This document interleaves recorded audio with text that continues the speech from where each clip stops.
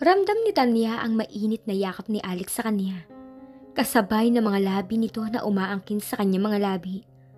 Humagod ang mga kamay nito sa kanyang likod, sa kanyang balakang. Pero hindi siya natakot. Bagkus, isiniksik pa niya ang sarili niya rito. Mas hinanap pa ng katawan niya ang init na nagmumula sa katawan nito. Nangangako ang mainit na halik nito ng isang pangakong alam niyang hindi pa niya naranasan at alam niyang sa mga bisig lang nito niya yun natagpuan. Lumalim ang halik nito na lalong nagpaigting sa pangangailangan nito. Hindi lang ang mga kamay nito ang naghahanap, humahaplos at nagpaparamdam na maangkin ang init na yon na hindi nakikita ng mga mata pero sumasakop sa kanilang mga katawan. Hindi pa niya nararamdamang maging ganun kaakit sa isang lalaki. Wala pang lalaking nagparamdam sa kanya na isa siyang babaeng kaakit-akit at espesyal. Si Alex lang. Marami namang lalaki. Bakit ito pa? Pero sa kabila nun, magdududa pa ba siya? Wala pang lalaking nagpakaba at nagpa-excite sa kanya kundi ito. Wala pang nakapang-asar sa kanya o nakapasok sa kanyang depensa kundi ito lang. Si Alex ang unang lalaking nakapukaw sa damdamin niya. Ang unang niyang crush, ang unang nagpaiyak sa kanya. Binasa nito ng malakas ang poem na ginawa niya para sa kanyang crush noong 12 taong gulang pa lang siya. Nang hindi nito nalalaman na ito na yun. Umiyak siya sa takot na makahalata ito dahil sa mga salitang ginamit niya sa tula. But he didn't. He was such a clueless dolt. Hinampas niya ang dibdib nito dahil sa kanyang naalala. Gulat na bumitiw ito sa kanya. Tanya, sira ulo ka talaga. Naiiyak na sambit niya. Sira ulo ka. Hey, Tanya. You're such a pain in the neck. I should have known. Hindi dapat ikaw ang sinama ko. Dapat iba na lang, hindi ikaw. Hindi ako papayag. Pwes wala kang magagawa. But now, it's too late. Hindi pa rin ako papayag. Gagawa ako ng paraan, hindi ako papayag. Gagawin ko ang lahat. Sira ulo ka talaga, nababaliw ka na. Oo, baliw talaga ako. Unti-unti na siyang nakahalata. Ang mga sinasabi nito, ang kilos ng katawan nito. Iba sa kanyang inasahan. Nagangat siya ng muka. Anong sinabi mo? Matagal na ako may gusto sa'yo, Tanya. Matagal na. Kaya lang, ikaw pa lang nag-iisang babae na nagpatorpe sa akin eh. Akala ko nun. Kaya hindi ako makakilos sa'yo dahil kaibigan ka ng kapatid ko. Para na tayo magkapatid. If something happened, if we didn't get along well, maapektuhan kayo. But, you've been in 2 relationships and I've been miserable. I don't need to see you with another man to know that whatever I feel about you isn't just a teenage crush. Hindi siya makapaniwala. Hindi niya inaasahan ang confession nito, kaya hindi siya nakaimik. You can laugh. I can take that. Alam kong puro biro lang ang pahaging na ginagawa ko sa'yo. Kasi naman, sa ganun mo lang ako napapansin eh. Sa ganun mo lang ako pinapansin. Kung hindi ko yung gagawin, para lang akong hanging dumadaan sa harapan mo. Hindi mo ako nakikita kung hindi ako ang unang tatawag sa'yo. Alex? Okay lang, sige, pagtawanan mo na ako ngayon. I can take it. Hingin mo ko anong gusto mo. Ipagawa mo ko anong gusto mong gawin ko. I can take that too. Isinubsob uli nito ang ulo sa buhok niya at niyakap siya ng mahigpit. Just give me a chance to be with you. I'll make you happy, I promise. I will. Namalayan na lang ni Tanya na nagiinit ang kanyang mga mata. She felt so touched. It was the doppiest and the sweetest confession she had ever heard. Nagdaan ang ilang sandali ng katahimikan. Naramdaman niya ang pag-iwan ng tensyon sa katawan ni Alex. Nang magangat ito ng ulo, ikinulong nito ang kanyang mukha sa mga kamay nito, saka inangkin ang mga labi niya. Tinugon niya yun ng buong puso. Does this mean it's okay? Tumango siya. Halos sabay pa silang tumawa saka nagyakap. Kapwa tahimik, sina Tanya at Alex nang pabalik na sila sa cottage. Magkahawak kamay sila. Parang sa pamamagitan nun, nasabi na nila sa isa't isa ang gusto nilang sabihin. Maaaring meron pa siyang agam-agam na nararamdaman tungkol sa kanilang dalawa. Pero mas namayani sa kanya ang sobrang pagkamangha sa ipinagtapat ni Alex. Marami siyang naaalala. Mga pagkakataong nangiinis ito. Kung bakit crush niya ito. Mga pagkakataon kung kailan sadya niyang iniiwasan ito dahil marami itong babaeng kasama. Saka naman siya tatawagin o babatiin ito na parang siya na ang pinakasikat na estudyante sa eskwela. Dahilan kung bakit lalo siyang napapahiya. Nakangiting napailing siya. Naramdaman niya ang paghaplos ito sa kanyang pisngi. Anong iniisip mo? Nakakaloka ka. Basta ba sa akin ka lang maloloka, okay lang. Tumingin siya rito, hindi na siya nagulat nang sakupin ng mga labi nito ang bibig niya na bahagyang nakaawang. Nang isara nito ang pinto ng cottage, naasiwa siya. Matutulog ako sa sahig. Don't be ridiculous, malaki ang bed. Saka di ba may injury ka? Hindi na pwede ngayon eh. Dadapa na lang siguro ako sa pagkakahiga para hindi mag-suffer ang likod ko. Hindi lalo ako makakatulog kung alam kong abot kamay lang kita. Sige, bahala ka. Magkatulong nilang inayos ang higaan nito sa sahig. Tiniklop pa niya ng ilang beses ang comforter para kahit papano ay may malambot pa rin sa parting likod nito. Nung pareho na silang nakahiga sa kanilang mga pwesto, hinawakan niya ang switch ng lampshade. Okay na? Oo. Pinatay niya ang ilaw. It was almost 4 o'clock in the morning. Good night, Tanya. Sweet dreams. Night. Sweet dreams. Nang pumikit siya ay madali naman siyang nakatulog. Matamis na mga labing nakalapat sa mga labi ni Tanya ang gumising sa kanya. She had no reason to worry. Kilala niya ang halik ni Alex. Hindi na niya kailangang dumilat para malamang nasa mabuti siyang mga kamay. Nakangiting tumugon siya. Thank God for the one who had concocted the 10th wonder of the world, mouthwash. Umangat ang kanyang mga kamay at sinundan ang direksyon patungo sa leg nito. Tuluyan na itong humiga sa tabi niya sa marahan niyang paghila hanggang sa lumalim na ang halik nito. Matindi pa sa mouth-to-mouth resuscitation ang epekto sa kanya ng halik nito. She felt more than revived. Pakiramdam niya ay gising na gising ang bawat himaymay ng kanyang katawan. Namimilagro ang kanyang katinoan kung hindi ito titigil. Bahagya niyang itinulak ang dibdib nito. Alex. Good morning. Ngumisi siya. Really good. Inangat nito ang ulo at tinukod sa kamay nito sa unan. Malamlam ang mga mata nito nang titigan siya. I'm getting used to this. Natawa siya. This is our first morning as... Nag-init ang kanyang mga pisngi sa sasabihin sana niya. Bumuntong hininga ito. Say it. Alex, sure ka na ba talaga? Nalunod ang sasabihin niya sa mainit na halik nito. Nang mag-angat ito ng ulo, alam niyang sa halik nito yon, sinagot ang tanong niya. Masigurado pa ako kaysa sa pagsikat ng araw bukas. How about you? What would he do if he discovered she was hiding a secret of her own? Huminga siya ng malalim.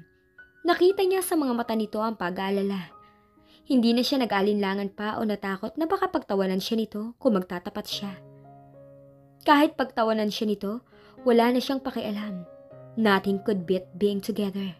Feeling her love for him being returned. The greatest thing she would ever learn was to love and be loved in return. She was in love. Hinila niya ang batok nito at binigyan din ito ng halik na pinakamadamdaming magagawa niya. The problem was, he got distracted. Humihingal siya nang itinulak niya ito. Alex? Yes? Hindi mo ba gustong marinig ang... Yes, of course. Tugon kaagad nito habang nakatitig sa mukha niya. Alright. Kumunot ang noon nito ng ilang saglit nang naghihintay ito pero hindi pa rin siya nagsasalita. Alright na ano? Mag-on na tayo. Sabi ko na nga ba, love mo rin ako. Natawa na lang siya nang tumatawang pinaliguan siya nito ng nakakakiliting mga halik sa kanyang mukha. 9:00 na ng umaga nang lumabas ng cottage sina Tanya at Alex. May usapan sila ni Ella na magkikita sa resort dahil dadalhin sila nito sa plantation. Nakita kaagad niya si Ella. Mabuti na lang hindi ito nakabikini. Naka-white top at shorts ito. Maganda pa rin ito at healthy looking dahil tanned ang balat nito at toned ang muscles. Nakapusod ang mahabang buhok nito na parang handang mag-jogging o maglaro ng badminton. except her feet were wearing the most delicate-looking sandals she had ever seen. Napansin nito na napatingin siya sa sandals nito. Ngumiti ito. My own design. Pinagawa ko sa manggagawa ng sapatos. Look, gawa sa abakato na product dito sa plantation and other materials na kinulayan lang ng dye para hindi mahalatang indigenous. It's beautiful. I own a shoe store. Pwede pala ako umangkat sa'yo. Why not? Let's talk about that, will we? Masiglang sabi nito. Hey! Napalingon sila sa tawag ni Daniel na patakbong lumapit mula sa pinto ng office building nito kung saan naroroon din ang registration at information desk ng resort. Nang makalapit ay humalik ito sa pisngi ni Ella. Pinigilan niya ang sariling tumingin kay Alex. Napansin kaya nito yun? Susunod ako sa inyo pagkatapos ng trabaho ko sa opisina ha. Nakangising sabi nito sa kanila. Sige, sagot ni Ella. Kumuha ito sa kanila nang paalis ng jeep. Nagsimula uling dumaldal si Ella tungkol sa mga sandals at sapatos na koleksyon nito na sariling design daw nito. Ipakikita raw nito ang mga yon sa kanya kapag may pagkakataon sila. I think she's in love with him. Sabi ni Tanya kay Alex nang mapag-isa sila. Pansamantalang iniwan sila ni Ella dahil ipinahahain nito ang pagkain sa garden, kanugnog ng building sa plantation na siya ring naglalaman ng office nito. I think they are secretly having an affair. Halata naman diba? Hindi basta nagbablush ang babae ng ganon kung wala pang unawa ang nangyayari sa kanila. Really ha? Sarcastic at amused na sabi niya. Naalala niya ang sarili niya mga blushes dahil dito. Well, ganon din kasi ako sa'yo eh. Kalalaki kong tao, lagi na lang ako nagbablush dahil sa'yo. Hindi siya makapaniwala sa sinabi nito. Hindi mo ba napansin? Sus, kaya nga bistado ako ng Mama Carla mo eh. What? Hindi lang niya sinasabi pero nakikita ko sa mukha niya kapag nahuhuli niya ako, natatawa siya. Bakit wala siyang sinasabi sa akin? Well, hinihintay siguro niya magkaroon ako ng lakas na loob na magtapat sa'yo. Aware ka ba sa sulat niya, sinabi niyang humingi ako ng tulong sa'yo? That's when I knew na ibibigay ang blessing niya. Nagkatinginan sila. Naghahalikan sila nang magbalik si Ella. Kinakailangan pa nitong tumikim para makuha nito ang atensyon nila. Oh, I wish kapag may asawa na ako, pareho niyo. Sobrang sweet sa isa't isa.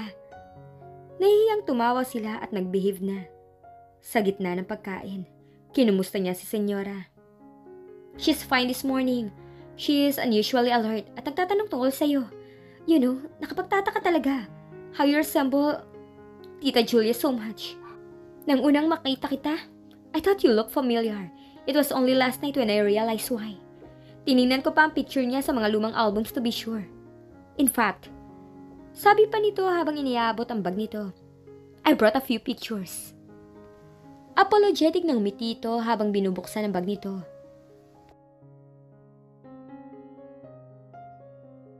Naglabas ito ng isang organizer. Inilapag nito yun sa ibabaw ng mesa. Saka kinuha ang ilang black and white, dog-eared photos na nakasingit doon. Ayoko kasing isipin yung nababaliw si Mama kagabi. Nung parang bigla siyang nawala sa sarili. Ever since I could remember, her memory of her cousin has been the one pain she has kept in her heart. Tita Julia was her best friend.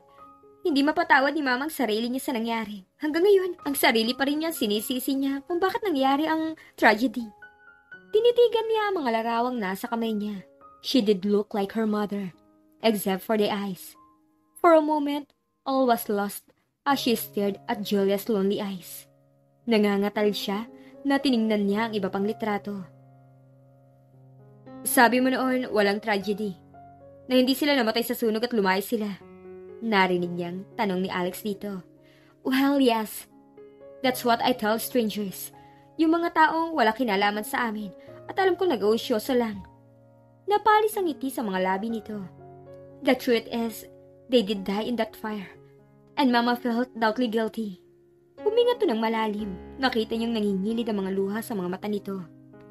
You see, si Mama ang nagsumbong kay Lolo na magtatanan ng dalawa. Mahirap lang ang nobyo ni Tita. He could not give her the luxury she'd been accustomed to all her life. Convinced talaga si Mama na Nagkakamali lang si tita sa desisyon nito.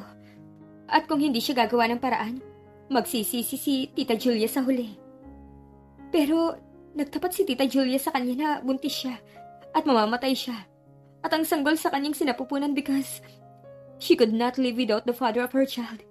Kaya nagbago ang isip ni Mama at tinulungan niya si Tita Julia na makatakas sa mga bantay niya nung gabing yun para makapunta siya kay Tito Daniel.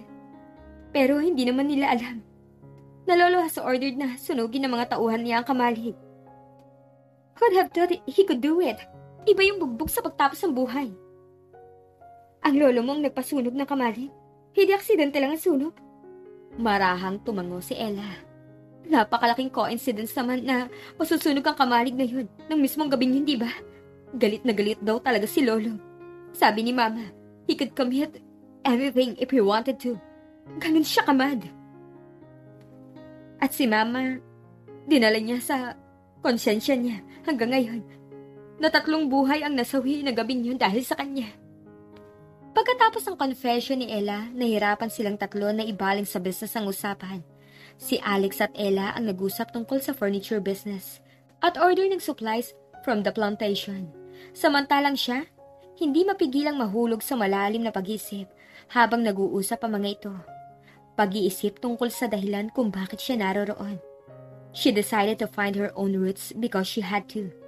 But deep inside her, she knew there was a more powerful force that was pulling her there. Nasabi na niya yon kay Alex. She felt that she was there because there was something in her past that she had to make right. Ito na ba yon? Ang malagay sa tahimik ang konsensya ng isang taong nag-aalala at nagmahal sa isang matalik na kaibigan at naghirap ng mag-isa sa loob ng maraming taon dahil sa isang hindi sinasadyang pagkakamali. Ipapakilala ba niya ang sarili niya kay Senyora? Para malaman ito na sa kabila ng malungkot na pagkamatay ng kanyang mga magulang, ay nabuhay ang bunga ng pag-ibig na dinala ng mga ito hanggang kamatayan. Nasa kanyang mga kamay bilang naabandonang anak ni Daniel at Julia ang pagpapatawad. Nasa kanyang susi para masarahan na ang pinto sa pait ng pag-aalala sa nakaraan. Ang hindi niya alam ay kung paano niya gagamitin ang susing yun. Ilang oras pa ang lumipas nang dumating si Daniel sa plantation. Naghain ng tanghalian ang tauhan pero dahil hindi pa sila talaga gutom, si Daniel lang ang maganang kumain. Sumakay sila sa jeep para mag-explore sa Montenegro Woods and Farm pagkatapos. Are you okay? Nag-aalalang bulong sa kanya ni Alex habang magkatabi sila sa likod. Si Daniel ang nasa likod ng manibela at katabi nito si Ella sa harap. Bahagyang tumango siya at ngumiti rito. Almost. Pinisil nito ang kamay niya na hawak nito. And what will make you feel 100% alright? Hinalikan siya nito sa kanyang mga labi bago sila tahimik na nakinig sa pagtuturo sa kanila ni Ella at Daniel ng spots sa plantation na dadaanan nila pagbalik. Ayon sa mga ito, magsisimula sila ng exploration sa bandang dulo nun. Gusto ng mga ito na makita nila ang mga 8-year-old mahogany trees at iba pang puno na tinanim at inaalagaan sa plantation para pang harvest sa maturity date na mga yon. Gusto rin ng mga itong makita nila ang fruit-bearing trees sa fruit farm. We can get to eat some straight from the trees. You'll love it. Gusto rin ni Ella na makita niya ang wood processing workstation sa plantation. Sa sumunod na 3 oras, naglakad sila sa pagitan ng mga hilera ng mahogany trees at preserved nara. Nakita niya ang mga puno ng abaka at kung aling parte nun ang magagamit sa paggawa ng sandals na gaya ng suot ni Ella na hinangaan niya. Nagpalito ng sapatos dahil mahaba-haba raw at may mabatong parte silang madaraanan. Then, they went to the fruit farm. Doon nagsimulang mag-enjoy si Tanya. Kumain sila ng rambutan at avocado. Uminom din sila ng malamig na buko juice. Busog na busog siya, kaya nagpahinga sila sa mga benches sa ilalim ng mga puno ng talisay na siyang boundary ng plantation. Makalampas doon, isang mataas na lugar sa kabila ay hindi na property pa ng mga Montenegro. Ang kabila nito ay ibang barangay na. Minsan, nag-hike ako dyan. Paliwanag ni Daniel sa kanila. Minsan naman, kasama ko si Ella. Meron kasing parang underground cavity dyan eh. Na ilang beses ko nang gustong pasukin. Wala nga lang akong panahon pa. Sabi ng mga taga rito, diretso raw ang cavity na yon sa Bayside. One day, I'll try and explore it. Daniel, delikado. Kung gusto mo talaga, you have to ask someone to go with you. Protesta ni Ella. Saan yung opening? Malapit lang ba rito? Tanong ni Alex kay Daniel. Oo, malapit na malapit lang. May oras pa nga na mapuntahan natin at makabalik dito bago dumilim. Really?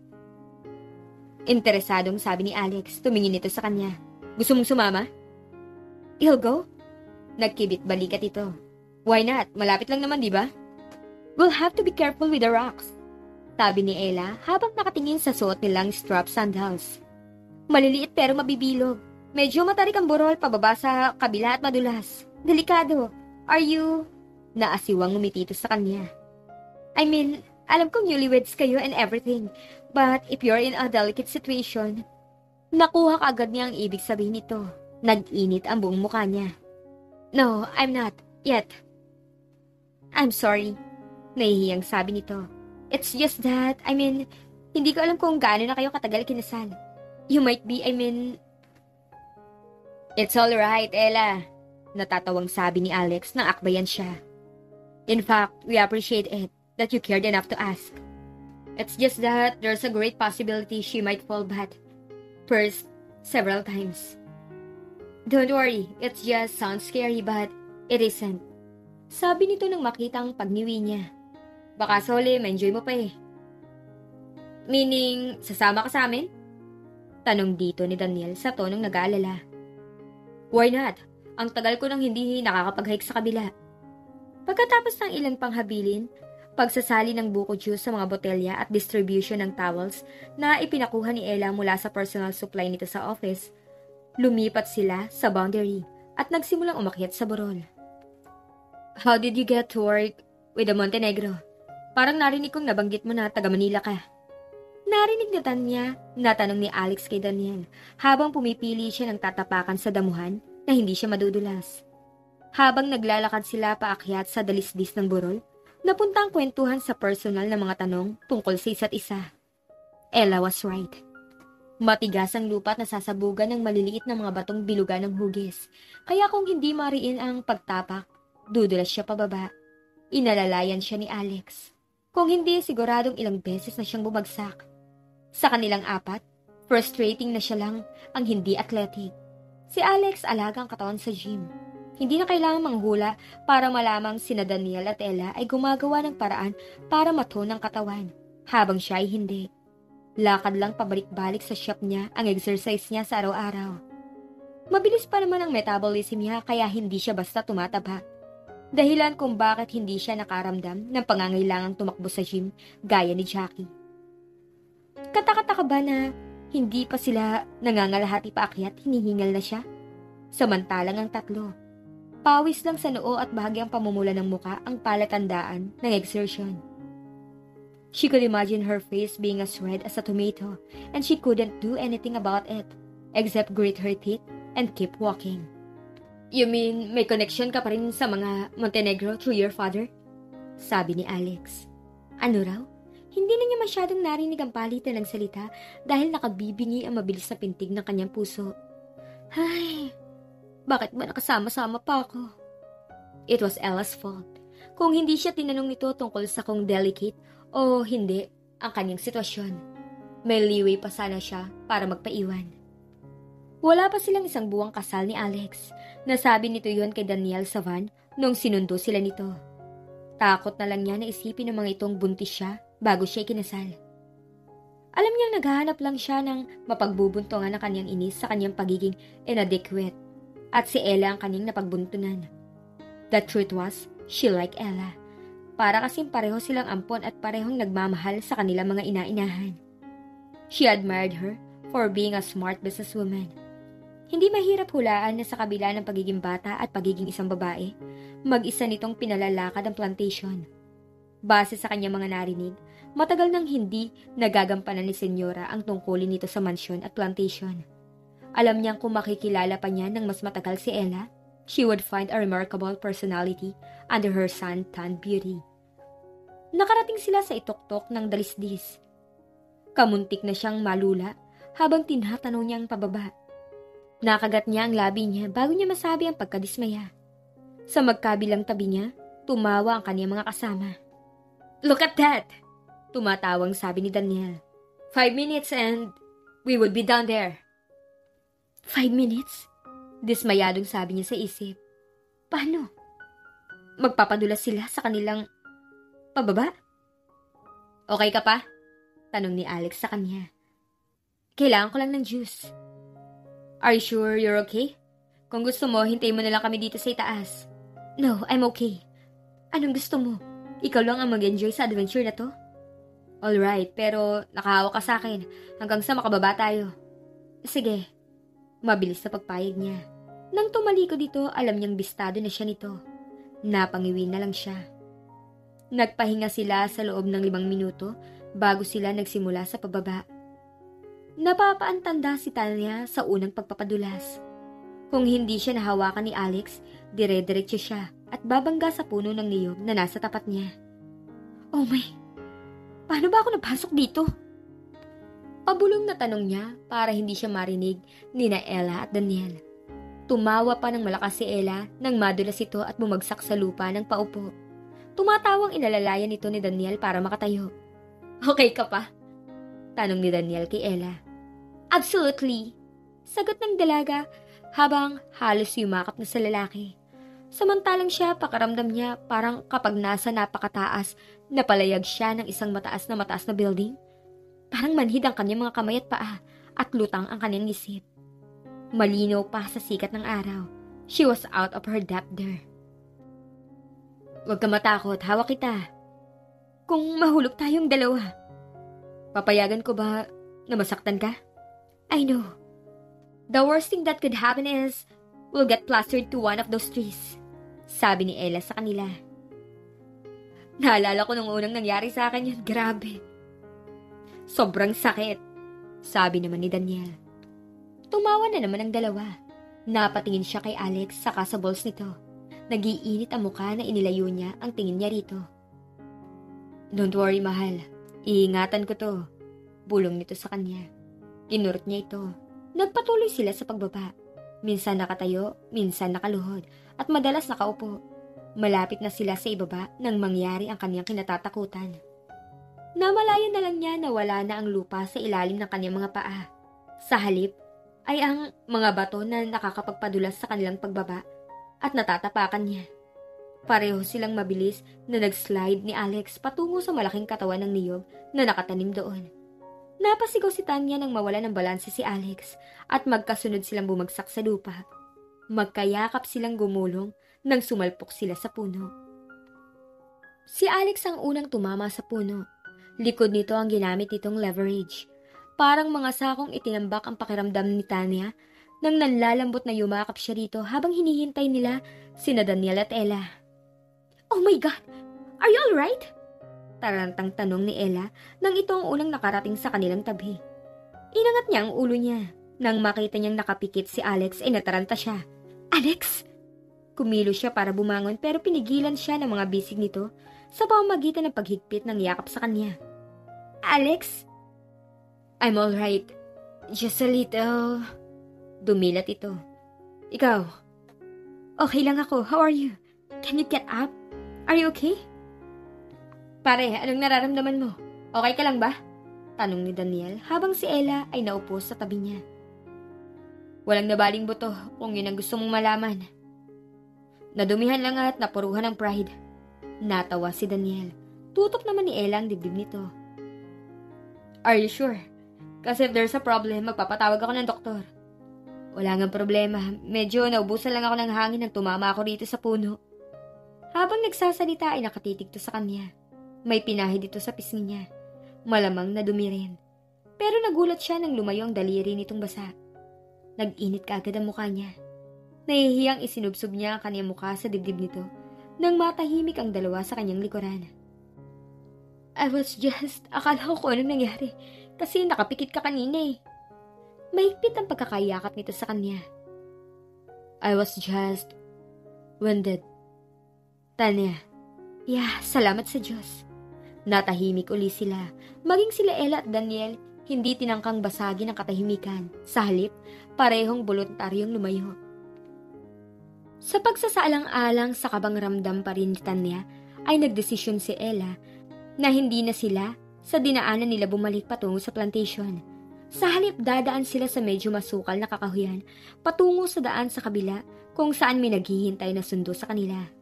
Tinawagan na nito ang driver at nagbilin na rito. Pasensya na, mga bata pa kasi kami, madalas na kaming tumawid sa burol na yun para maglaro. May kung anong halatang nakabagabag kay Ella dahil nagbaba ito ng tingin. Bahagyang nakakunot ang noo. Hindi ko naisip na sa ibang hindi sanay, napaka-dangerous ng dalisdis na yan. Ay, Ella, actually hindi lang talaga ako masyadong magaling sa ganito mga bagay. Isa pa, takot ako sa heights, kaya kanina asiwang-asiwa ako. Pagpapaluwag niya sa dibdib nito habang naglalakad sila sa masukal na kakahuyan. Hinawi niya ang medyo makapal na halamanan at muli, narinig niyang nag-apologize si Ella. Sorry hindi dati ganito kasukal dito eh. May trail dito na madalas namin. Kumunot uli ang noon nito. Nung mga bata pa kami ng mga kalaro ko, madalas kasi kami rito eh. May mag-amang nakatira sa malapit lang dito at yung anak ang nagme-maintain ng trail na yon. I guess since malalaki na kami at hindi na naliligaw rito, pinabayaan na niya ang trail. Ganun ba? Natahimik ito. How far is it? Tanong ni Alex. Yung cavity, malapit-lapit na. Yun namang daan na kapag nakaakyat tayo sa mataas na parting yun, tanaw na natin. Sinulyapan ni Alex ang relong pambisig nito. It's almost 4. Sabi nito, ngumiti si Ella. Don't worry, we'll make it before 6. Nagpatuloy sila sa paglakad. Hindi nagtagal nakarating sila sa isang clearing. Naramdaman kaagad ni Tanya ang maaliwalas na lamig sa paligid kahit hindi na mamahangin. Halika! Yaya sa kanya ni Ella. Sinundan niya ito hanggang sa makarating sila sa gitna ng clearing. Medyo ilang dipa pa ang layo ay nakikita na niya ang malaking guwang sa lupa. Narinig din niya mahinang ingay ng pumapatak na tubig. Ano yun? Tubig, malamig, matamis-tamis. Masarap na tubig bukal, bumabagsak yun sa cavity. Sa ilalim nun, may medyo malaking guwang na siguro sinlaki ng isang katamtamang kwarto kung saan naiipon ang tubig na ito, na parang sapa.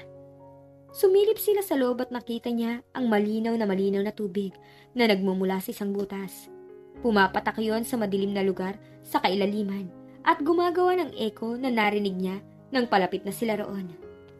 Yung sumosobra sa sapa na parang kanal na sumusunod sa cavity papasok, patungo sa direksyon ng dagat. Ayon sa sumunod sa butas hanggang sa kabilang labasan. Bumuntong hininga ito. Nakababa na ako sa loob pero hindi ko pa na-explore hanggang sa dulo. Claustrophobic kasi ako eh. Kapag sobrang maliit ng space, hanggang dyan lang ako sa ibaba. Paano ka nakababa dyan? May tali of course. Dati may nakakabit na tali rito, pero nalaglag na siguro. Wala nang madalas pumunta rito ngayon eh. Katabi niya si Alex at umakbay ito sa kanya. Bakit wala na? Napatingin siya kay Ella. Dahil hindi ka agad dito sumagot, nakatingin ito kay Daniel na nasa kabila ng guwang nakatayo. Si Daniel ang sumagot. Kasi natatakot. Daniel? Sabi ni Ella. Nagkibit balikat ito. I don't think it would hurt. Total, alam na nila ang story. Nang ano? Tanong niya, kinutuban kaagad siya. Yang burol na yan. Yan namatay magkasintahan. At dito sila nagtatagpo. Ayon sa mga matatanda, nung hindi pa natutuklasan ng Don ang tungkol sa kanilang lihim na relasyon. Dito? Dito. Sa mismong lugar na to. Sa ibaba, sa loob. I mean, may nakaukit sa bato. Makikita mo kung may dala kang flashlight. D at J. At... Daniel, stop scaring them! Saway ni Ella rito. You even told them about the ghost. There aren't any ghosts. Sabi mo. I told you, nakita ko. Dito na ako isinilang at dito ako tumira most of my life. I haven't seen any. Namumutla na si Tanya oh. Will just stop. Tumingin si Daniel sa kanya. Bumuka ang bibig nito sa kamuling itinikom yon. Tumalikod dito at lumayo nang walang imik, pero bahagyang namumula ang mukha. I'm okay. I'm really sorry ha. It's okay, Ella. Mabuti pa tumuloy na tayo bago tayo abutin ng dilim dito. Okay. Parang relieved na pagpayag ni Ella. I wish you could see how it's like below. Maganda sa loob, really unique. Kaya lang, most people here regard this place as Daniel and Julia's place. So parang sacred na rin ang lugar na to. Sabi ni Daniel nang naglalakad na sila palayo sa clearing. Nakikinig pa rin sila. Napansin niya pananahimik ni Ella. Nang magtagal, lumayo siya sa tabi ni Alex at sumabay siya kay Ella sa paglalakad. Are you okay? It's just, why can't you stop talking about it? It's something that causes only pain to remember. Para sa akin at sa mama ko. Para sa ibang taong involved. Why can't people stop talking about it? Nakakainis. It's going to be alright. Sabi niya rito at tinakbayan niya ito. May gusto nga pala akong sabihin sa'yo. It's crazy, pero hiniling ni Mama. Hindi ako makahindi eh. Ano yun? She wants to meet you again. She can't stop talking about you. Kamukha mo raw kasi si Tita Julia. Why not? Nagwa-worry kasi ako eh. Baka lalo siyang ma-obsess sa idea na somehow ano? Wala. Just a crazy idea. It's really nothing. Mahinala siya tungkol sa crazy idea ni Senyora, pero hindi siya nagsalita. Nagpatuloy sila sa paglakad ng magkatabi. Maya-maya lumingon sa kanila si Daniel, nakangiti. We're almost there. Napangiti rin siya sa relief. Sa totoo lang, gusto ninyong matapos ang impulsive exploration na yun. It was an emotional roller coaster ride. Pakiramdam niya kapag natanaw na niya ang daan kung saan naghihintay ang sasakyan na maghahatid sa kanila pabalik sa plantation, saka lang siya makakahinga ng maluwag. Pero hindi yun ang nakatakdang mangyari. Nakatingin pa sa kanila si Alex nang biglang bumuway ang nilalakaran nito. Nawala nito ng balanse. Pero nang bumagsak ito, kasabay nitong bumagsak ang kinatatayuan nito. Nawala ito sa kanilang paningin. Bumuka ang bibig niya para isigaw ang pangalan ng kasintahan. Pero bago niya yun nagawa, gumuho rin ang kinatatayuan nila ni Ella. Tumili siya habang bumubulusok sila. Ang huling natatandaan niya, tumama ang kanyang ulo sa isang matigas na bagay sa kanilang pagbagsak. Nang unti-unting nagkamalay si Tanya ay narinig niya mahinang tinig ni Daniel na tinatawag ang pangalan ni Ella. Nagmulat siya na kanyang mga mata. Nakita niya si Daniel na nakayuko kay Ella at tinatangkang gisingin ito. Hindi siya makakilos sa pagkakadapa niya sa lupa. May nakadagan sa kanya. Pero nakikita niyang hindi masyadong mataas ang kanilang binagsakan. Daniel looked unscotched. Nakaligtas ito sa landslide. Nakita niyang dinadama nito ang pulso sa leg ni Ella. Nabiti ng hininga niya hanggang sa relieved na bumuntong hininga ang binata. Buhay si Ella. Nawalan lang ito ng malay. Inilibot ni Daniel ang tingin at nakita siyang nakatingin. Daniel. Tawag niya rito. Si Alex. Tumayo ito at iniwasan ng mga bato. Lumapit ito sa kanya. Nasa bandang likuran mo. Wala pa siyang malay. Natarantang sinubukan niyang tanawin ang binata pero hindi niya magawa. Please, get me out of here. I want to see if he's alright. Pakiusap niya rito. Pero nanatili ito sa lugar na malapit lang sa kanya. Lumuhod ito at tiningnan lang siya. May kakaibang expression sa mukha nito. Daniel? Nagtataka niyang sabi. Bigla siyang kinabahan. It was uncanny, you know. Nakamukhang kamukha ka ni Julia. Pero hindi kanya kaano-ano. Ano? Ikaw, Tanya. I'm talking about you. Hindi kita maintindihan. Natatakot ng tanong niya. Nagtaka siya sa sinasabit kinikilos ito. Kilala ko si Julia. May litrato siyang naka-frame sa kwarto ng papa ko. You see, my father was in love with Julia. Yun nga lang nung panahong yun.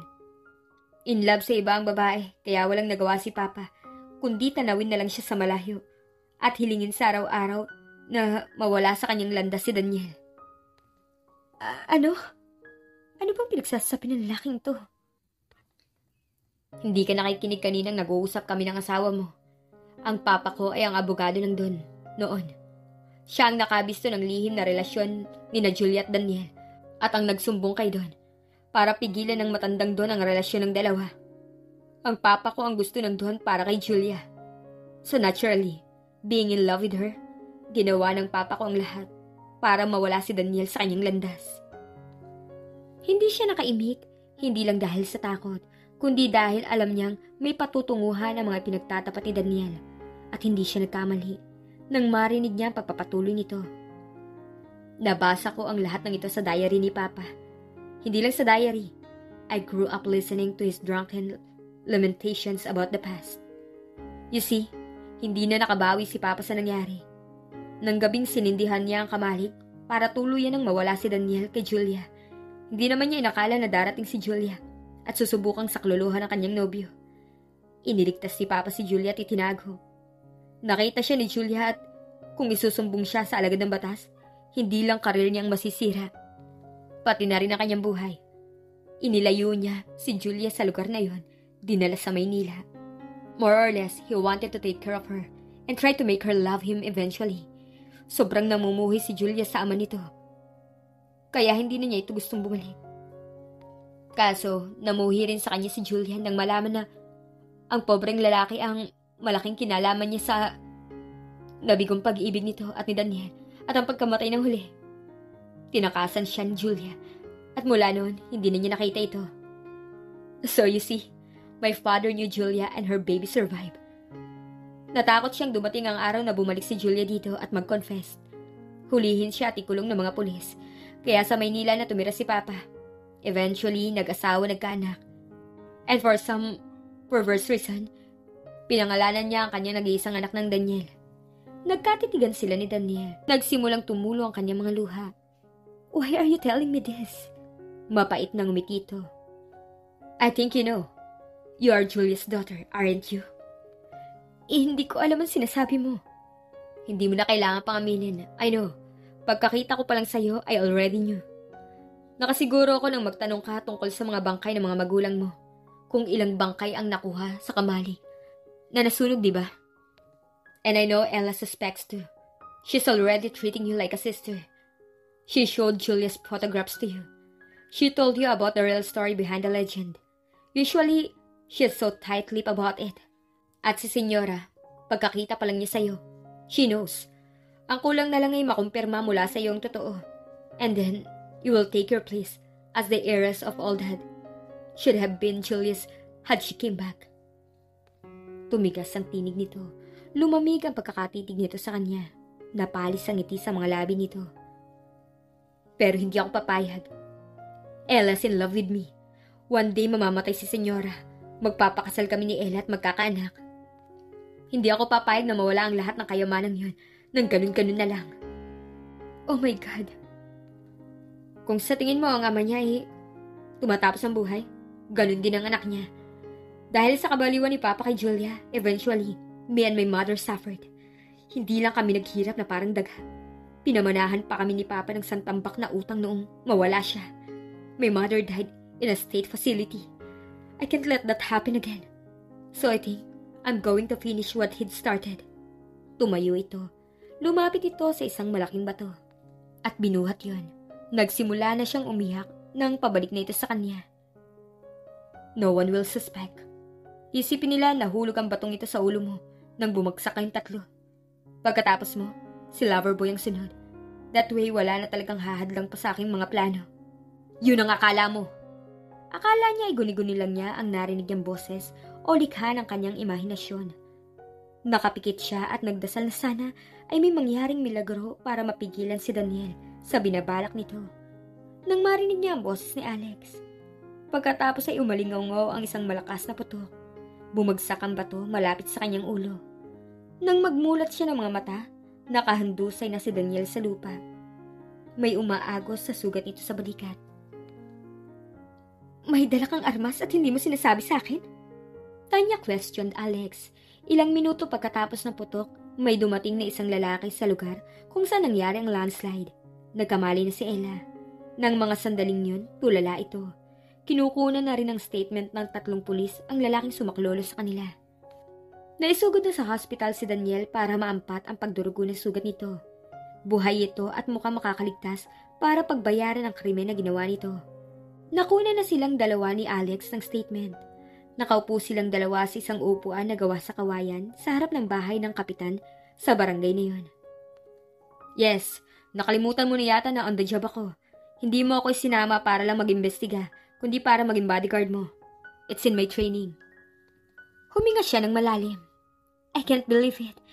Paano kung pumutok yan kanino nang nadulas tayo sa incline? Don't worry, hindi pumutok. Pumutok lang yung kailangan. Napailing na lang siya. Nag-aalalang tumingin siya kay Ella. I think she's still in shock. She'll come around. Siguro hindi lang siya makapaniwala na umibig siya sa isang tumatapos ng buhay. Sino mag-aakala na isang mamamatay tao si Daniel? Or at least kaya niya pumatay. Hindi nga lang niya na ituloy ang kanyang balak. Wala sa itsura niya. Masama ang tinging ipinukol nito sa kanya at kung hindi lang dahil sa katatapos lang nilang pinagdaanan na nakapanlalamig pa rin sa dugo niya, matatawa sana siya. Wrong timing namang magselos o. Puntahan ko lang si Ella. Kapag kuwan ay sabi niya. Okay ka na ba? Tanong nito. Hindi pa masyado, pero hindi ako ang nawala ng lover today. So I know I can manage. Dulo ng mga labi nito at alam niyang dahil yun sa salitang lover. Parang hindi nito napigilan. Ikinawit nito ang kamay nito sa kanyang batok. Hinila siya palapit at hinalikan siya sa kanyang mga labi. Not yet, but I will be. Nagiinit ang kanyang mga pisngi. Tumingin sa kanya si Ella sa ngumiti. I still can't believe this really happening. Apologetic na napangiwi siya. Ako rin hindi ko naisip na mangyayari ang ganito. Nang nagdesisyon akong pumunta rito at hanapin ang mga kamag-anak ng aking inay. Tinitigan siya nito. Then it's true. Nakaligtas nga si Tita Julia at ikaw ang tumango siya. Yes, but she died shortly after giving birth to me. Inampun ako ng isa sa mga nurses na nag-assist sa pagpapaanak sa kanya. At sa Mama Carla ko niya na ipagtapat ang tunay niyang pag-anang bago siya nawala. She also told her na ingatan ako at hindi na ibalik pa rito kung maaari, which my Mama Carla obeyed until she died. Iniwan niya sa isang sulat ang mga nalalaman niya at ang desisyon kung babalik ako rito o hindi. And well, here I am now. Nangilid ang mga luha sa kanyang mga mata nang makita niyang namamasana sa luha ang mga mata ni Ella. Inabot nito ang mga kamay niya. Mama will be very happy, sabi nito. And I think my mother will too. Wherever she is, I'm now here to set things right. Umiiyak na nagyakap sila. Pumunta muna sa presinto sina Alex at Tanya para i-file ang mga statements nila at magsampa ng kaso laban kay Daniel. Pagkatapos dumiretso sila sa mansyon kung saan sa ikalawang pagkakataon ay nakaharap niya si Senyora. Niyakap siya ng mahigpit ni Senyora nang ipakilala siya ni Ella rito. Humagulhol ito.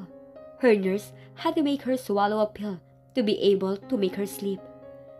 Pero bago sila naghiwalay, pinapangako siya nito na babalik siya kinabukasan.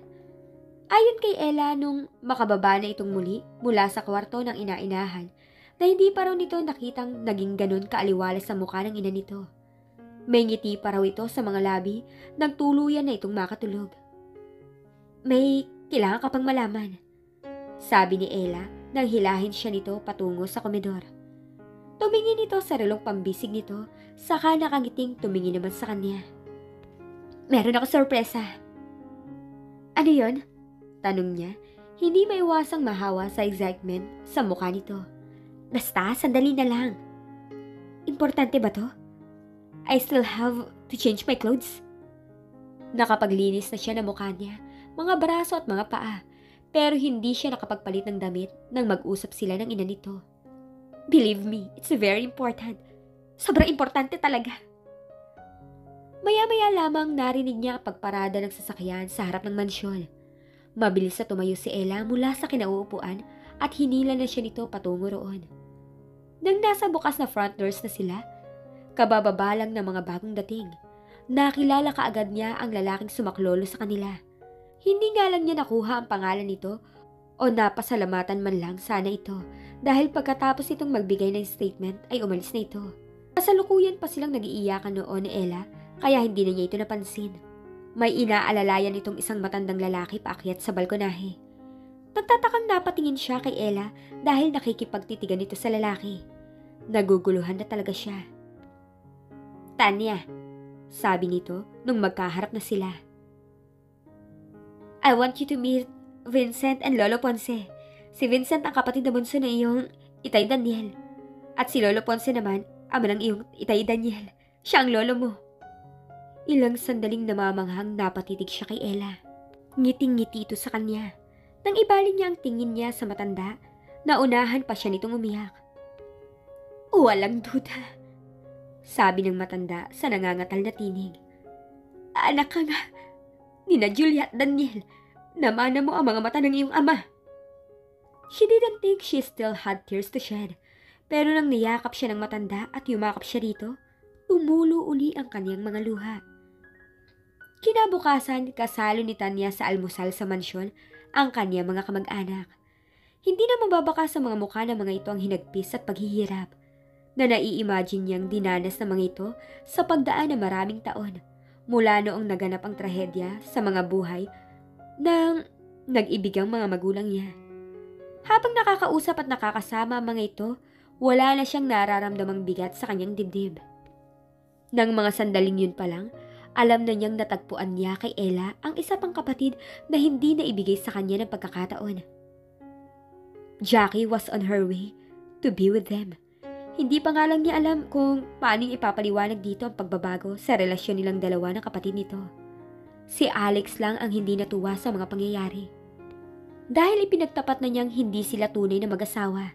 At syempre, hindi na sila pwedeng magsama sa isang kwarto. Sa magkahiwalay na guest room sila matutulog. Pero di bali na. Hindi na pag-arte ang kanilang mga aktong pagkagiliw sa isa't isa. May konting injury itong nakuha sa landslide. Mabuti na lang lumabas sa x-ray na naipit na tendon lang yun, kaya namaga. Pero sa ilang kaduda-dudang pagkakataon ay duda siyang umaarte lang itong nasasaktan para makahingi ng halik sa kanya. Nakuna na ng statement ng mga pulis si Daniel sa hospital kung saan ito nakakonfine. Hindi pa rin ito umaamin sa krimen. So, it was their words against his. But later that day, lumabas sa extensive background check na si Daniel ang salarin. Daniel Ricafort ang tunay na pangalan nito. May record dito ng pagnanakaw sa ilang mayamang matrona at may tinakasang kasong first degree. Sa Maynila noong pinaputukan nito ang isang security guard sa isang pawn shop kung saan ito nang hold up at kasama ang isang grupo. Suspetsya nila hindi nito inasahan ang nangyaring landslide pero ginamit nito ang pagkakataong yun para maisakatuparan ang masamang balak nito. Since mayroon itong nakatagong armas sa gamit ito, hindi malayong isiping gagamitin nito yun sa iba pang paraan kung wala nang ibang bukas na options. Diretso sa kulungan si Daniel pagkalabas nito ng hospital. Ni hindi ako humingi ng record o kaya nagpa-background check nang dumating siya rito at eventually, nag-apply na maging manager sa resort. Kasi nga anak siya ng dating abogado nila lolo. I mean, wala kaming alam ni mama tungkol sa ginawa ng kanyang ama noon. We have no way to suspect na may masama siyang balak, di ba? Ni hindi nga alam ni mama kung anong nangyari sa abogadong yun noon. Kasi nga, pagkatapos na nangyari, everything became just one big mess. She just remembered him as her uncle's lawyer who'd resigned and left. That's all. Paliwanag ni Ella. And I wasn't that in love with him. Hindi ako ganun kaseryoso. He is good looking. That's obvious. But he may act and talk like a grown-up. But he thinks like a 2-year-old. I just enjoy his company. I don't think I'll ever have a serious relationship with him. I really wasn't as committed to him as he thought I was. Sabi pa nito sa kanya nang sila na lang dalawa nag-uusap. Nakakahiya ang lahat ng ito. Si Tito Vince, paano kayo naging magkaibigan? Namula ang mukha nito pagkatapos ng sinabi nito. Kapansin-pansin ang mas pamumula pa nun dahil sa kanyang tanong. Kahapon pa siya may napapansin kaya lang dahil abala silang lahat sa katatapos mangyari, there was no chance to ask about it. Hindi pa naman katandaan si Tito Vince. Siguro may 7 taon ang tanda nito sa kanila. Pero nakita niya kahapon ang concern nito kay Ella kahit mahihain ito tahimik. At nakikita niya hanggang ng mga sandaling yun ang mga makahulugang titig nito at ang pamumula ni Ella sa tuwing mahuhuli nito ang titig ng tiyuhin niya. Well, magkalaro kami nung mga bata pa kami. Yung sinasabi ko sa yung mga kalaro ko noon dun sa lugar na pinuntahan natin kahapon, isa siya sa mga yun. We got pretty close nang lumaki na ako. In fact, Pwede na nga kaming matawag na MU. Pero dahil sa nangyari kay Tita Julia at sa kapatid niya, hindi kami pwedeng lumantad. Tiyak na may sasabihin ng mga taong makakasakit lang sa amin at sa aming mga pamilya. Hanggang sa we decided.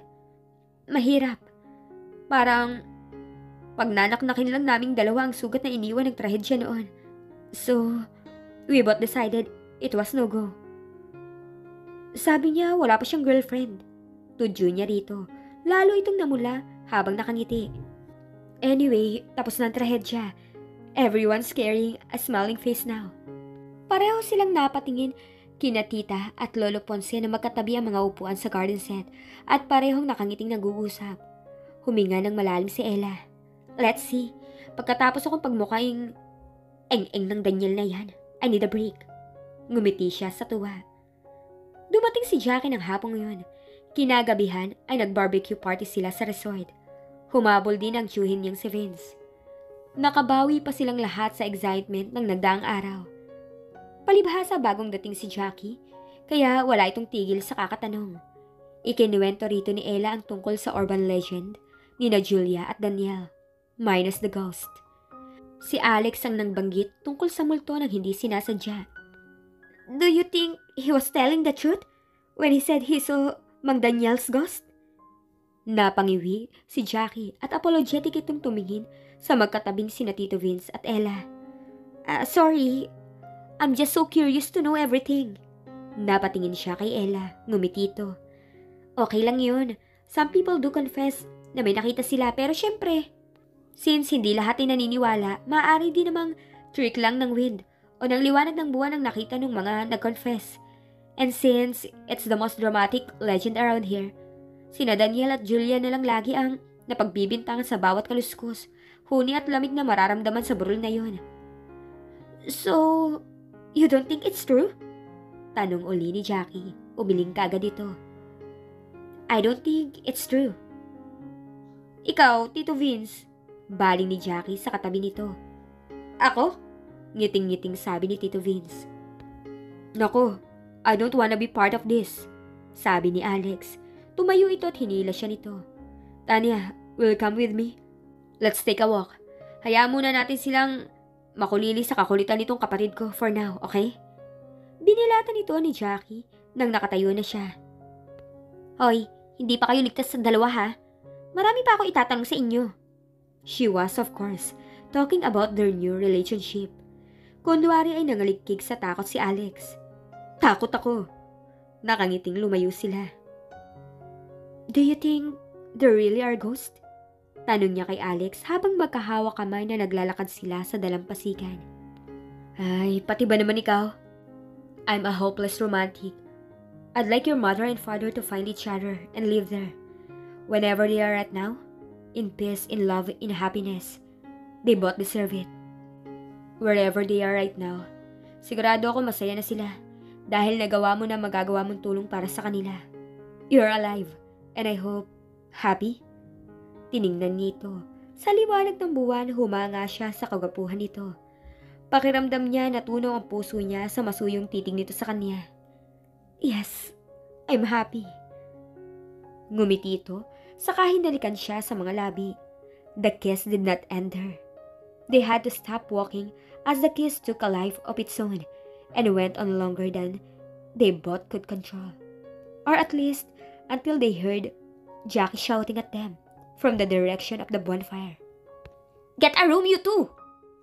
Natatawang kumalas sila sa isa't isa. Minuestrahan ito ni Alex ng kamao nito na ang ibig sabihin, lagot ito rito. Nagpatuloy sila sa paglalakad. I have something to give you. Ano yun? Medyo nasanay na akong may suot kang singsing na pag-aari ko sa daliri mo and I thought, parang berting na ng palasingsingan mo ngayon. Hindi mo nasuot ang wedding ring ni Mama. Huminto siya sa paglalakad. Alex? May inilabas itong kaheta mula sa bulsa nito. I have to ask Jackie to buy this for me, sabi nito. Pasensya ka na ha. Hindi na tayong dalawa nakapili. Sana magustuhan mo. Binuksan nito ang kaheta. Kumislap ang tampok na bato sa engagement ring. Natutok niya ang kanyang bibig. Will you marry me? I mean, not right away, kung hindi ka pa handa. Kung gusto mong pagsawaan muna natin ang ganito bago tayo makasal. But I really want to marry you, Tanya. Wala nang iba. Are you sure? Naiiyak na tanong niya. Isn't it too soon for you to know? Anong too soon? Tagal ko na ngang tumatiming, di lang makatiming eh. Ewan ko nga ba kung bakit kapag sa'yo, torpeng-torpe ako. Sagad sa buto ka kasing manuple. Malay ko bang patay na patay ka pala sa akin nun? Dami mong naging girlfriends? Paano hindi mo ako pinapansin? Kaysa naman naaawa na lang ako lagi sa sarili ko. Ibinabaling ko na lang ang tingin ko sa iba. Sira ka talaga. Pero ikaw pa rin ang gusto ko eh. Natatawang bawi nito. Kahit na ang dami nila. Pinaningkitan niya ito ng mga mata. Gusto mong lunukin mo lang ang engagement ring mo? Umiling ka agad ito. I swear. From now on, Tanya, hindi na ako titingin sa iba. Ikaw na lang lagi ang papansinin ko. Swear? Swear. Cross my heart and shoot me if I ever commit a mistake. Tinitigan niya ito.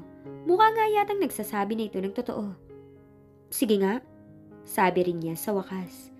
Mabilis na isinuot nito sa daliri niya ang singsing. Pagkatapos, iniangat nito ang baba niya. I really love you, baby. I really do. Kung alam mo lang kung gaano ako kasaya, na free na ako ngayong iparamdam yun sa'yo. Alex. Masuyong hinalikan siya nito sa kanyang mga labi. Mabilis na nag-alab ang halik at hinila siya nito sa likod ng parehong puno kung saan sila nagsalo ng matamis nilang sandali noon lang isang gabi. Magkayakap sila nang may makapa ito sa ilalim ng sarong niya. Napaangat ang ulo nito mula sa kanyang leeg. Tanya, kinakabahang tanong nito. Napangisi siya. Tongs? Oh shucks. Parehong kilikili ha? Oh God. Love you, Alex. Natatawang sabi niya. Ikinasal sina Tanya at Alex sa isang beachside wedding sa resort pagkalipas ng isang taon. Ang lolo Ponce at ang tita ni Tanya ang naghatid sa kanya patungo kay Alex. Si Tito Vince ang best man. Si Ella naman ang matron of honor dahil kasal na ito kay Tito Vince. Si Jackie ang maid of honor. Nakaray-karay ang boyfriend na si Edmond sa kasalan. Nilagnat si Alex at binangungot ng katakot-takot. Kaya pinaligtas na ito ni Tanya sa pustahang hahalikan nito ang kilikili ni Gina dahil sa awa at matinding pagmamahal. At dito na po nagtatapos ang love story ni Tanya at Alex. Sadyang mahiwaga ang pag-ibig o pagmamahal. May mga pagmamahal na handa kang ipaglaban. Meron din namang pagmamahal na kailangan kang isuko dahil sa mga pinagdadaanan. Pero kahit sino, hindi niyo masisisi kung anong pagmamahal ang kayang ibigay ng isang tao dahil siya lamang ang nakakaalam kung anong nararanasan niya. Kung bakit niya nagawa ang isang bagay na hindi niya dapat ginawa, kung bakit niya ginawa ang isang bagay na hindi dapat gawin. May mga pagkakataon talaga na dapat isuko mo na. At meron din naman na dapat ipaglaban mo pa. Pero para sa lahat ng nagmamahal, sundin niyo lang kung ano nasa puso niyo. At sundin niyo kung ano ang makabubuti. Hindi lamang para sa iyo kundi para sa lahat ng tao. And always remember, love is always the answer. Because God is love. And God is the answer. Maraming salamat po sa lahat ng sumuporta sa istoryang ito. Sa mga likes, comments, and new subscribers. Sana po ay muli niyong subaybayan ang mga susunod na love story na ibabahagi namin sa inyo. Thank you and God bless you all. Love, My Views TV.